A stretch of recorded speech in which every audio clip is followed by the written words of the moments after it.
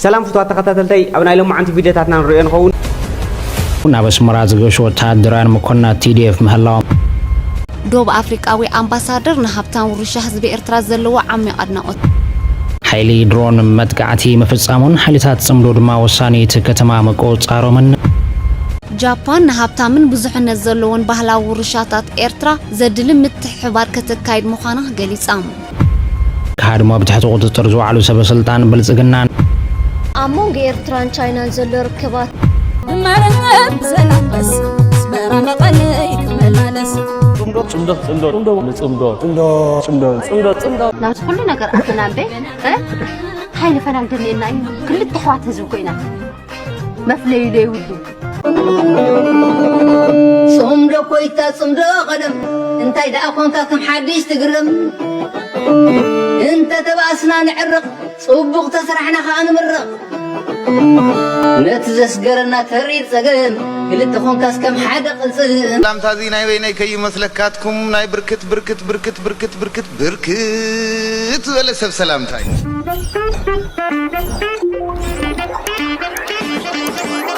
نزغتازي حدش ندحر حالكم سبسكرايب مغار كيتزنقوا لنا حالكم تابزو ناي لما عند فيديوهاتنا نيتاي سناي صانحيت سلام أنا يوردل سلام أوني حنن بعلمه سلام يوردل هاجرنا سلام انتقينا علم بعلمه نحنا نقصن من أسي قصن عديتا نقصن أبوتا تقصن إزقابير أملاك بعلمه محرة وردل ماتشا موجا حنا ممشي تغطيلو ليس معنا جري لي زوزن يسسمون سلامات بهيرة تقرنيا بحافشة بهيرة تقرنيا نقول لكم مالتشو خمي عينت أب عالم حدا بفتن كحس زي غل بهير من اللي تتويلهم بهيرة تقرنيا من اللي من مشرع طلع كردو زي غل تتويلهم بهيرة تقرنيا من اللي فتن دنقرنا ورس زبل هزو تتويلهم يكرتا غور اللي حوي مهاري كم سخات ولا لخا دنقر هزبي اللي بهيرة تقرنيا تلخ تردي نديو تقرايم إرترا من مالي بدون قرطات لمرحم بي دنقر هزبي اللي نهمهن هاللي زنبن خمر حوا التجدد هزنبي حساس قلتام خمس خاطر اللي خلي يستنتن سوي اللي أيوه إسخاء كوانا قيخا نعون موقس بقيخا كاوز ما حرسو سوتيخا كاوز دون قرات ولا للخا مالتي إن حد نقدر كال دلي برقص إسخاء ولا للخا قال اختردي إنيو جن أوزع عدد بزحات زرفتاتنا هاللي ببزحات زرفتات سرحنا تسرحنا هاللي موسيقى البهال زرف بلقات أما تجانو فمتيخا نخلتي بيهر حوس بيلخا تجريم إرترام مال تسكيفها بيهر تجرنيا الخا بتشادهم قارو منام للشم التفايد لهكاي بحس اللي لخنا جركا خمس خاطر اللي خيل هزبي اللي إرترام خد أو تجري خد لبام مستوعلي لجور نجر لفلت لوه خمس خاطر اللي خال لحظة نجر نمهاب ليخونس ولد الولد استنفاس نمهاب ندحيت ليه الولدينيو بيت سم محبر سوينيو إن أحد نجر كالدل سميت أو خان توقع نجر كل موقعها رجعنا تهونيكا الناس اللي ما لا أكل يمتى بجلات من راح هزم بي قلت أمزي يلي زم راح تدون قرصات خونن بيت هزو دون قري خوني لي حسب لي يستنتن ما راح قطيمون بيت هزم حساب مستنتان من خيل اندوم كاوسو قدميت لما رحسب او هايمانتم تدرخ افطار لامد مسلم كريستيانو نافطار حالوات تردي لنبر محبرسن بي خمس خاتو للخا يخوني ازي اكل كالدلي يقرتا كم حاو متني كوغا مصي سميتاو سل غورنيو غن خوم يخوني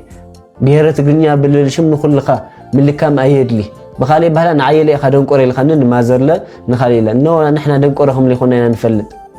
التوسنا 10 ساعات دنقورايت سني بصاعت القطر ساعات 5 ساعات ولخلخا ويز ساعات ولخا لمطنوم ساعات ايساني غن بسنكم عدملو مبلشاو ملكام غن يدلي ناي حسابي يقرتا غورلي حيلታት ጽምዶ ወሳኒት ከተማ ከም ዝተቆጻጸሩ ተፈሊጦም በኃይልታት ጽምዶ ይድገፍ ከም ዘሎ ዝነገረሉ በጀነራል አልቡርሃን ዝምራሕ ሰራዊት ሱዳን ማዓልታት ኣብ ልዕሊ ሰራዊቱ ዝጽዋሃብ ደገፍ ሱዳን ኣብ ልዕሊ ሓይልታት ብልጽግናን ብድሮን ዝተሓገዘ መጥቃዕቲና ካየደ ከም ዝቐነየ ዝፍለጥ እዮም ሰራዊት ብልጽግናን ሰራዊት ዝጽዋሃብ ደገፍ ሓይል ሱዳን እንደማን ዋና መስመር መራኸቢት ብልጽግናን ሰራዊት ዝደገፍን ዝኾነት ከተማ ኩርሙክ ኣብ ትሕቲ ቁጽጽር ሓይልታት ጽምዶ ንኽተኣቱ ዝኽኣሎም ኩሉን ተገበር እኳ ድሕሪ ማዓልታት ጻንሐ ከቢድ ውግእ ተኸተማ ብትሕቲ ቁፅጥር ጽምዶ ከም ዝኣተወትዩ ዝግለጽ ዘሎ ሓይልታት ጽምዶ ኣብ ዙርያ ኩርሙክ ዝርከቡ በረኽቲ ስፍራታት ንምቁፅጻር መዓልታት እንተወሰደሎም እኳ እቶም በረኽቲ ስፍራታት ምስ ተቆጻጸሩ ግን ክምሩክ ብቐሊሉ ኣብ ትሕቲ ቁፅጥር ሓይልታት ጽምዶ ከም ዝወዓለት እዩ ተፈሊጡ ዘሎ ናይ ገጠር ከተማ ዝኾነት ኩርሙክ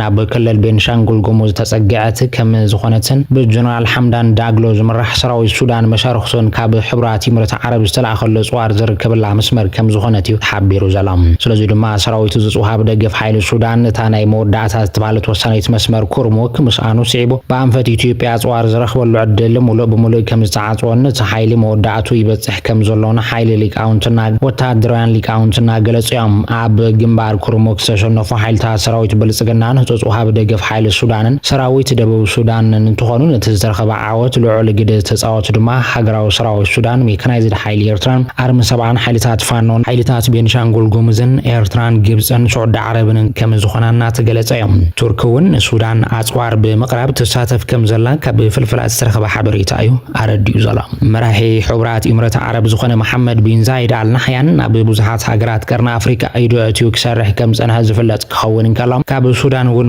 ሙሉእ ተሸኒፉ ይባረር ዘሎ ተኣንኮ ዝቐረየቱ ሃገር ኢትዮጵያ ከም ዝኾነትና ተገለጸ እዮም እዚ ከምዚ ልንሓለወ ኩርሙክ ካብ ትሕቲ ቁፅጥር ሰራዊት ሱዳን ምውዳቕ ኣስዒቡ ቀጻሊ ስጉምታት ብዝምልከት ካብቶም ፍሉጣት ተንተንቲ ሓደ ዝኾነ ራሽድ ዓብዲ ከም ዝሓበሮ ድማ ኩርሙክ ካብ ትሕቲ ሃገራዊ ሰራዊት ሱዳን ምእተዋ ብዓማጽ ጀነራል ሓምዳን ዳግሎ ዝምራሕ ዓማጽ ሓይሊ ሱዳን ብኣንፈት ኢትዮጵያ ኣጽዋር ከይረክብን እቲ ሓይሊ ምስ ሰራዊት ብልጽግና ከይራኸብን ከም ዝገብሩ እዮም ገሊጾም ዘሎም እቶም ተንተንቲ ወሲኾም ከም ዝሓበርዎ ኢትዮጵያ ምስ ሱዳን እትዋስነሉ ኣብ ኢድ ሃገራዊ ሰራዊት ሱዳን ስለዝኣተወ ሓይልታት ጽምዶ ብሰራዊት ሱዳን እናተሓገዙ ዋና ከተማ ቤንሻንጉል ጉሙዝ ሓዊሱ ሙሉእ ቤንሻንጉል ጉሙዝ ንምቁፅጻር ዓብዪ ዕድል ከም ዝፈጥረሎም እዮም ሓቢሮም ዘሎም ሰራዊት ዳዕሚ ልሰርዕን ብልጽግናን ስለዘይራኸቡ ድሕሪ ሕዚ ዝግበሩ መጥቃዕታት ሰራዊት ብልጽግና ብሓደ ወገን ሓይልታት ጽምዶ ድማ በቲ ካልእ ወገን ስለዝኸውን ብልጽግና ክወፁ ናብ ዘይኽእል ሓደጋ ከም ዝኣተወ ዝገልጹ እዮም ሓይልታት ጽምዶ ሳንቲ መስመራት ቤንሻንጉል ጉሙዝ ምስ ተቆጻጸሩ ድማ ምስ ኦሮሞ ነጻነት ግንባር ብምርኻብ ናብ 4 ኪሎ ንምግዝጋዝ ከም ዘኽእሎም እዩ ዝግለጽ ዘሎ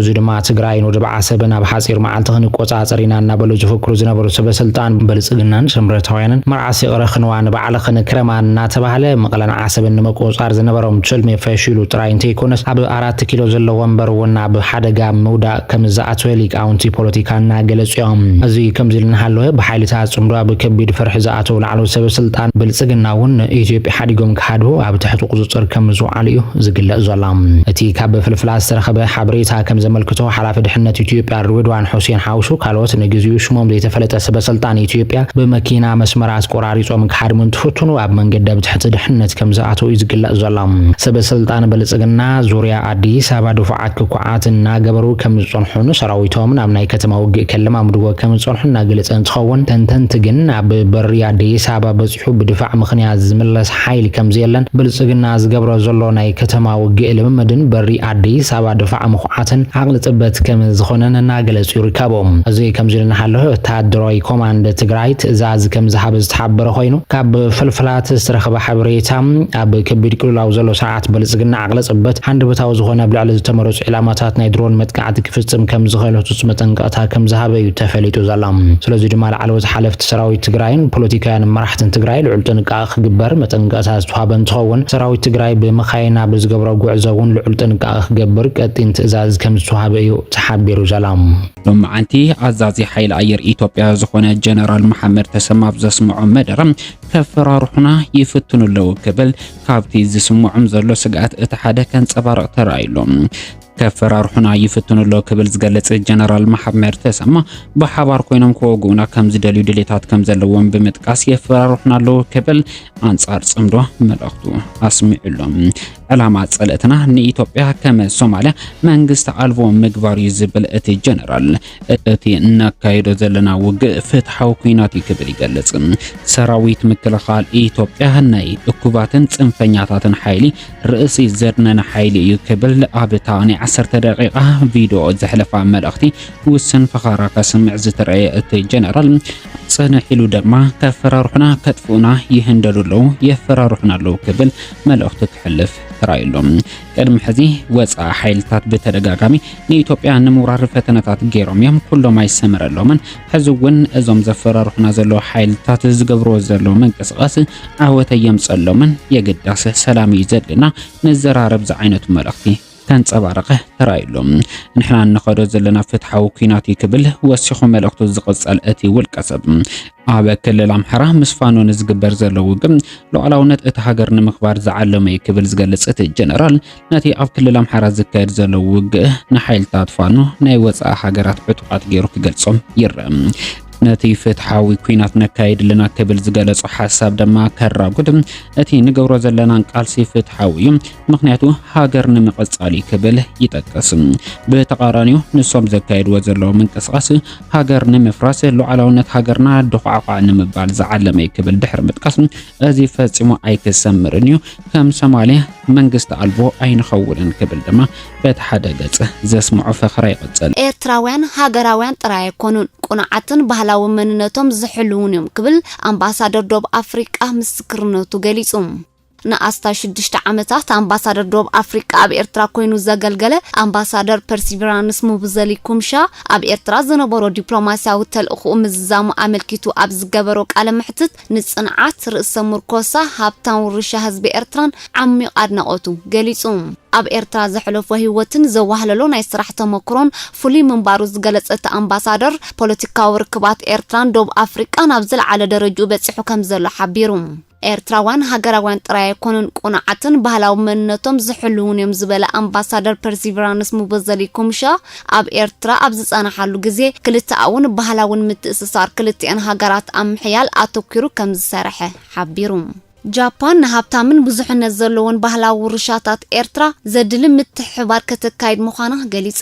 እዚ ዝተገልጸ ብምትሕብባር ኮሚሽን ባህልን ስፖርትን ኤርትራ ቤት ጽሕፈት ትካል ትምህርቲ ስነ ፍልጠትን ባህልን ሕብራት ሃገራት ዩኔስኮ ኣብ ምብራቕ ኣፍሪቃን መንግስቲ ጃፓንን ዝተወደበ ንትግባረ ውዕል ምዕቃብ ረቂቕ ባህላዊ ውርሻ 2003 ምድላው ሰነድ ምዝገባን ኣብ ዝምልከት ኣብ ኣስመራ ኣብ ዝተኻየደ ዓውደ ዘተ እዩ ኣብዚ ክኢላታትን ወከልትን ባህሊ ኣብ ዞባታት ሃገራዊ ቤተ መዘክር ኣጽናዕ ተመራመርትን ረቂቕ ባህላዊ ውርሻ ከምኡን ኣባላት ክፍሊ ባህልን ስፖርትን ዝተሳተፉ ዓውደ ዘተ ንመሰረታዊ ኣምራትን መትከላትን ውዕል ዕቃበ ረቂቕ ባህላዊ ውርሻ 2003 ኣብ ትሕቲ ትውዕል ዝርከብ ምዝገባታት ተመክሮ ኤርትራ ኣብ ምጽናዕ ምስናድን ምዕቃብን ረቂቕ ባህላዊ ውርሻ ምልላይን ምዝገባን ህጹጽ ዕቃበ ዝደልዩ ውርሻታት ምድላው ሰነድ ምዝገባ ኣብ ዩኔስኮ ከምኡን ተሳትፎ ሕብረተሰብ ኣብ ዝመስርሕ ዝምልከት መግለጺታት ምስናይ ግብራዊ ኣብነታቱ ቀሪቡ ኮሚሽነር ባህልን ስፖርትን አምባሳደር ዘመደ ተኸለ ኣብ ዘስምዑ ቃል ምዕቃብን ምትሕልላፍን ባህላዊ ውርሻታት ንኤርትራውያን ኬንዮ ታሪኻዊ ኣገዳስነቱ ኣብ መስርሕ ምምጻእ ናጽነትን ህንጸት ሃገርን ኣገዳስ ተራ ከም ዝነበሩን ከም ዘለውን ብምግላጽ ረቂቕ ባህላዊ ውርሻታት ብዝግባእ ተጸኒዑን ተሰኒዱን ካብ ወለዶ ናብ ወለዶ ንክመሓላለፍ ብኣተኩሮ ይስራሓሉ ከም ዘሎ ኣብሪሁ አምባሳደር ጃፓን ኣብ ኤርትራ ሂዳኪ ማቱሶ ብወገኑ ንሃብታምን ብዙሕነት ዘለዎን ባህላዊ ውርሻታት ኤርትራ ብምጥቃስ ሃገሩ ኣብ ዝመዳይ ዝምድግጋፍ ከም እትገብር ገሊጹ እቲ ዓውደ ዘተ ብወኪል ቤት ጽሕፈት ዩኔስኮ ኣብ ዞባ ምብራቕ ኣፍሪቃ ሚስ ጁዲዝ ኦጋናን ክኢላናይ ዝዓውዲ ዶክተር ላቭሞር ማዝቢንኮኒው ተመሪሑ ኣዋሃዲ ትካላት ሕብራት ሃገራት ኣብ ኤርትራ ሚስ ናህላ ቫልጂ ኣብ ዝሃበቶ መዛዘ መቃል ድማ ኤርትራ ኣብ ዓውደ ዕቃበን ምስግጋርን ባህላዊ ውርሻ ንእተካይዶ ዘላ ጻዕሪ ድሕሪ ምምጓስ ብወገን ዩኔስኮ ኣብ ስልጠና ምልዋጥ ተመክሮን ግብራዊ ናይ ወፍሪ ዕዮን ዘድሊ ምድጋፍ ከም ዝግበር ቃል ኣትያ ኤርትራ ንውዕል ዕቃበ ረቂቕ ባህላዊ ውርሻ 2003 ኣብ 2011 ካብ እትፍርመሉ ንድሓር ዝተፈላለዩ ስልጠናታት ከም እተወደበ ልዕሊ 50 ባእታታት ረቂቕ ባህላዊ ውርሻ ኣብ ሃገራዊ መዝገብ ከም ዝሰፈረ ከምኡን ኣብ ዝተፈላለዩ መድረኻት ናይ ትውዕል ከም እተሳተፈትን ዝፍለጥ እዩ አዲስ አበባ ዝርከቡ ኤርትራውያን ተጋሩ ናብ ትሕቲ ብልሹ ኣሰራርሓ ፖሊስ አዲስ አበባ ከም ዝወደቑ ንዞም ተዛረብቲ ትግርኛ ጥራሕ ተፈልዮም ይሰርሑ ከም ዘለዉ ነቲ ምክንያት ድማ ብጃማ ኣሰርቶም ገንዘብ ንብልጽግና ዝውክሉ ኣባላት ፖሊስ መብዛሕትኦም ተወለድቲ ኦሮሞን ክኸፍሉ ተባሂሉ ዝግበር ምዃኑ ተሰኒድሎም ኣብ አዲስ አበባ ናይ ፖሊስ ክዳን ዝተኸደነ ዝኾነ ይኹን ሰብ ንሓደ ተዛረብ ትግርኛ ምዃኑ ዝጠርጠረ ሰብ ደው ኣቢሉ ክሓቶን ዋላ እውን ሕጋዊ ሰነድ ይሃልዎ ናብ መቐየዲ ቦታ ክወስደሉ ልምድ ኮይኑ ምህላውን ብዘይ ገበን ዝተቐየደ ሰብ ድማ ሸሓት ብር ክኸፍል ከም ዘገድድዎ በተደጋጋሚ ምግላጽና ይዝከር እዩ ናይ ኦሮሞ ብልጽግና ኣብ ልዕሊ ሰሜናውያን ክብል ዝጽውዖም ኣምሓራ ተጋሩ ኤርትራን ትግራይን ዘለዎ ኣመለኻኽታ ኣብ ረብሓ ገንዘብ ዝተመርኮሰ ኮይኑ ኣብ ዝቕጽለሉ ዘሎ ግዜ ኩሎም ኣባላት ፖሊስ ካብ ተጋሩን ኤርትራውያንን ዝረኸብዎ ገንዘብ ሂወቶምን ኣብ ክልል ኦሮምያ ንዘለዉ ስድራ ቤታቶምን ኣብ ምቕያር ከም ዝርከቡን ተረጋጊጹሎም ንብልጽግና የማኽር ኣለኹ ዝብል ኣቶ ጌታቸው ረዳ ካብቲ ኣብ ትግራይ ዝካየድ ዘሎ ሰፊሕ ወታደራዊ ግፋን ንምምላጥ ናብ ኣዲስ ኣበባ ዝሃዶም ተጋሩ ኣብ ትሕቲ ቀይዲ ከም ዝኣተው ዝተኣመነ ኮይኑ ብሓደ ግዜ ብሓደ ቦታ ልዕሊ 300 መንእሰያት ትግራይ ብዘይገበን በቲ ንሱ ዘማኽሮ ናይ ኦሮሞ ጉጅለ ምግፋፎም ይገሊጹ ለከተማ ለሚኩራ አይመስለኝም በአንድ ምሽት ብቻ 300 አካባቢ የትግራይ ተወላጆች ታስረው ነበር ከዛ ውስጥ 9 ብቻ ናቸው ሌላ ክሪሚናል የሚመስል ነገር አላቸው ተብለው እንዲቆዩ የተደረጉት አንዱ እንደውም የኔን ወዳጅ ስልክ ሰርቆ ነው የተያዘው ግን ብዙዎቹ ንጹሃን ናቸው ተፈናቃዮች ናቸው ብዙሓት ካብኣቶም ኣብ ከይዲ ዝኣተው ተፈቲሖም ከም ዘሎ ዝሓበረ ንሱ ሰለምታይ ከም ዝተኣሰሩ ንምንታይ ዕላማ ተወለድቲ ትግራይ ጥራሕ ተሓፊሶም ይሰሩ ከም ዘሎ ግን ኣይገለጸን ኣቶ ጌታቸው ረዳ ኣመኻሪ ቀዳማይ ሚኒስትር ኣብ ቀርኒ ኣፍሪቃ ትማሊ ኣብ ዝተኻየደ መድረኽ ንፀብፀብ ዝሃበ ኮይኑ ካብቶም ተኣሲሮም ዝተባሃሉ 300 ገበናት ዘይብሎም ኮይኖም 9 ጥራሕ ብገበናዊ ክሲ ከም ዝተኣሰሩ ብምሕባር ምኽንያት ምእሳሮም ከይገለጸ መፍትሖም ሓቢሩ እዩ ኣብ መደሩ ሓያሎ ጉዳያት ተንኪፉ ዝነበረ ጌታቸው ኣብዚ ሕጂ እዋን ኣብ ትግራይ ዝካየድ ዘሎ ወተሃደራዊ ግፍዒ ሓደስቲ ተመዛበልቲ ይፍጠሩ ከም ዘለውን ንዓይ ካብ ትግራይ ወተሃደራዊ ግፍዒ ፈሪሑ ዝመጽእ ሰብ ዝተመዛበለ ሰብ ክብል ዝገለጸ ኮይኑ ነዞም ዝተመዛበሉ ዝበሎም ወገናት መንግስቱ ወይ ድማ ሃገራውያን ትካላት ንምሕጋዞም ብዛዕባ ዘካየዱ ንጥፈታት ሊግን ኣይገለጸን ኣብ ቀረባ እዋን ምስ ፖሊስ ፌደራልን ፖሊስ ኣዲስ ኣበባን ዘተ ከም ዝተኻየደን ብዙሓት ተጋሩ ይሰሩ ከም ዘሎ ብተደጋጋሚ ሓበሬታ ስለዝበጽሑ ድማ ኣብ ቀረባ እዋን ምስ ፖሊስ ፌደራልን ፖሊስ ናይ ኣዲስ ኣበባን ሰፊሕ ዘተ ከም ዝካየድ ዝወሰኸ ኣመኻሪ ሰለምታይ ናይ ኦሮሞ መንግስቱ መንእሰያት ትግራይ ፈልዩ ይኣስር ከም ዘሎ ግን ኣይሓበረን ወታደራውያን መኮንናት ትግራይ ድማ ናብ ኤርትራ ከም ዘምርሑ ተሓቢሩሎም ሓይልታት ጽምዶ ኣብ ዝሕዚ እዋን ጥምረት ፈጢሮም ሓቢሮም ይቃለሱ ከም ዘለዉ እናተገለጸ እንትኸውን ክሳብ ሕዝና ብሓይልታት ጽምዶ ሰራዊቱ ዘይለኣኸ ኦሮሞ ነጻነት ግንባር እንትኸውን ዘይለኣኸሎ ምኽንያት ድማ ምስቶም ሓይልታት ዝራኸበሎ መስመር ቤንሻንጉል ጉሙዝ ብዘይ ምኽፋት እዩ ክብሉ ፍልፍላት ይሕብረሎም ብጀነራል ጆን መዲድ ዝምራሕ ወታደራዊ ልኡኽ ትግራይ በስመራ ዘቕንዕ ክኸውን ከሎ ብኩነታት ጽምዶ ከምኡውን ኣብ ምጥንኻር ትግራይን ኤርትራን ጠመተ ዝገበረ ከም ዝኾነ ዝተረኸበ ሓበሬታ እዩ ዲዩ ዘሎም ኤርትራ ጽምዶ ንኽመስረትን ብልጽግና ናብ ትሕዝ በጽሕዎ ዘሎ ናይ ህልውና ሓደጋ ክወርድን ናይ ኣንበሳ ብጽሒት ከም ዘለዋ ዝፍለጥ እኳ እንተኾነ ብልጽግና ግን በዓል ዋና ጽምዶ ግብጽያ ክብልና ገለጸ እዩ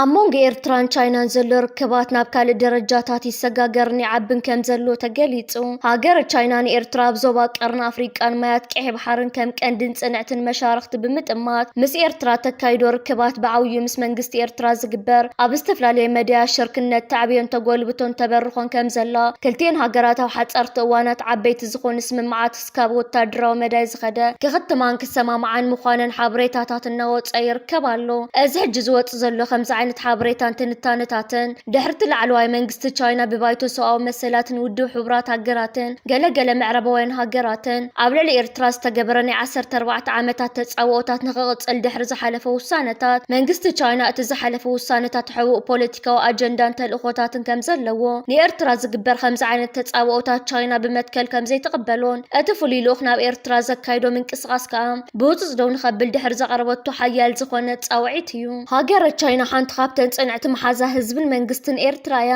ኣብ መደብ ዲፕሎማስን ሃገርና ኤርትራ ዝገብርዎ ዓበይቲ ሓገዛት በቓላት እውን ዝግለጽ ኣይኮነን ኣብ ውሽጢ ኤርትራ ኩባንያታት መንግስቲ ቻይና ዓበይቲ ጽላታት ወፍርታት የካይዱ ኣለዉ እቶም ኣብ ኤርትራ መደብ ዕድናን ሃብትን ዓበይቲ ኩባንያታት ተዳርኢና ዳርጋ ዝበዝሑ ናይ መንግስቲ ቻይና እዮም ኣብ መዳይ ጸዓትን ትሕተ ቅርጽን እውን ብተመሳሳሊ ኩባንያታት ናይ መንግስቲ ቻይና ኣብ ኤርትራ ዓበይቲ ስራሓት የሳልጡ ኣለዉ ክልቲአን ሃገራት ካልእ ዓበይቲ ስምምዓት ብምኽታም ንዘለዎን ርክባትን ታሪካዊ ምሕዝነትን ናብ ካልእ ደረጃታት ንምዕባይ ምንቅስቓሳት የካይዳ ኣለዋ መንግስቲ ቻይና ምስ ኢትዮጵያ ዝነበሮ ርክብ ኣብዚ እዋን እናዛሕተለ ምስ ኤርትራ ዘሎ ርክባት እናዓበየ እናጎልበተን ይመጽእ ኣሎ እዚ ኻ ቻይና ኣብ ዞባ ቀርኒ ኣፍሪቃ ንኤርትራ ከም እምንትን ጽንዕትን መሓዛኣ ብምጥማት ምስ ኤርትራ ተካይዶ ምትሕብባር ናብ ካልእ ደረጃታት ክትዕብዮ ሓደ ካብቲ ኣገዲድዋ ዘርከብ ዘሎ ዓበይቲ ኩነታት እዩ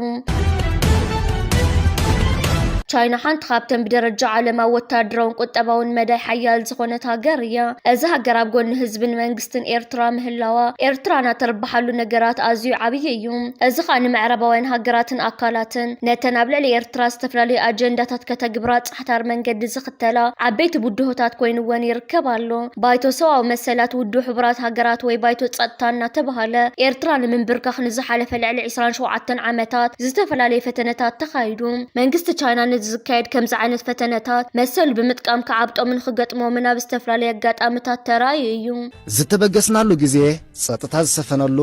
ናይ ሰማይ ብርሃን ዝነገሰሉ ኣጋወጋሕታይ ነይሩ። ቅድሚ ፀሓይ ክንኣቱ ኣንጊህና ኢና ተበጊስና። ኣንፈት ጉዕዞና ካብ ወደባዊት ከተማ ምጽዋዕ ንሸነኽ ሰሜን ኣስታት 43 ኪሎ ሜትር ርሒቓ እትርከብ ትካል መፍረጨው ሓሊባ እዩ። መንገድና ሰላም ዝዓሰሎ ዓድታት እምበረሚ ወቒሮ ብየማን ብጸጋምን ገዲፍና ብገረብ ተምርሙሳት ዓጅብና ሕልፍ ሕልፍ ኢሉ እውን ቀላጥቦታ ይተሳእነን። ሓሊባይ ክንኣቱ ገለ ኪሎ ሜትር ምስ ተረፈና ሓንሳብ ወሪትኩም በፂሕኩሞ ዘለኹሞ ቦታ ኣስተማቕሩ ዝብል እንክመስል ዳሕረዋይ ጎማ ነፈሰም።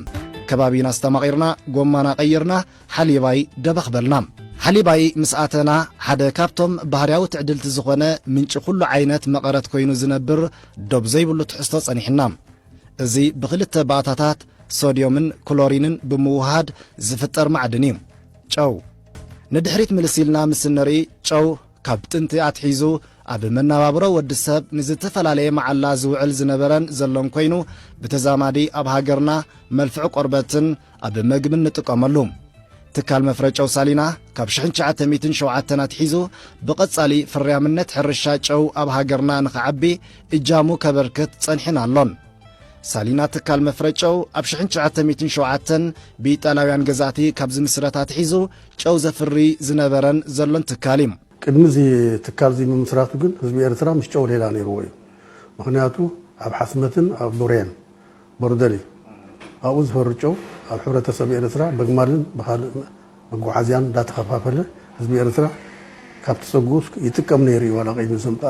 ጣልያውያን ምምስራቶም ነዚ እዚ ትካል ግን ብ1907 ብስም